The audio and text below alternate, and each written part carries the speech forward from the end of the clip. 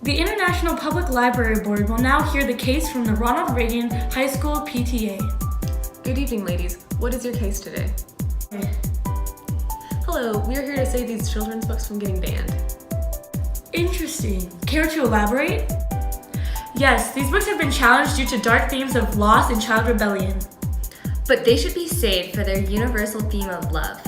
The first book on the chopping block is Where the Wild Things Are by Maurice Sendak. This is the plot. Max runs away to an imaginary land where wild creatures, things if you will, live. He becomes their king, but then returns home to his loving mother and a steaming hot supper, showing that family will always be there.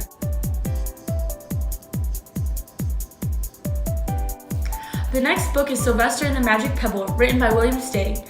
In an idyllic town, a young donkey, Sylvester, uses a magic pebble to turn himself into a rock, unbeknownst to his parents. After searching for a year, his parents are able to find him and turn him back into himself, proving that the magic of family is more important than any other magic. The final book is Charlotte's Web by E.B. White. In this book, Wilbur, the protagonist pig, gets sent to a farm, where he is meant to be raised for slaughter. But Charlotte, a wily spider, concocts clever ways to spin words into her web and save his life, showing that language and communication transcends all barriers. Can you tell us more about the book's background? Well, Where the Wild Things Are was written in the 1960s and was challenged due to the rebellious nature of Max, controversial during the time of hippies and drugs.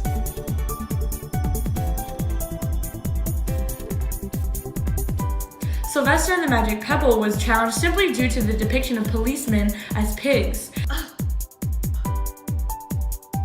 Ladies! It was published in the 1960s, the civil rights era, when policemen had been a large and controversial role in wrangling the protests.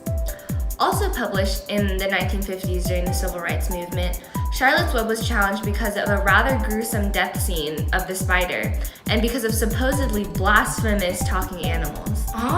So what's your case here?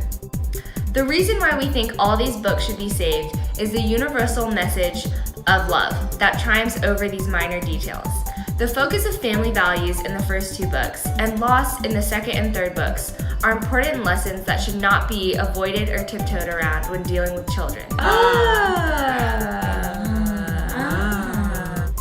Family values are essential to the success of a home, and we must be as realistic as we can with children, especially when dealing with things like loss.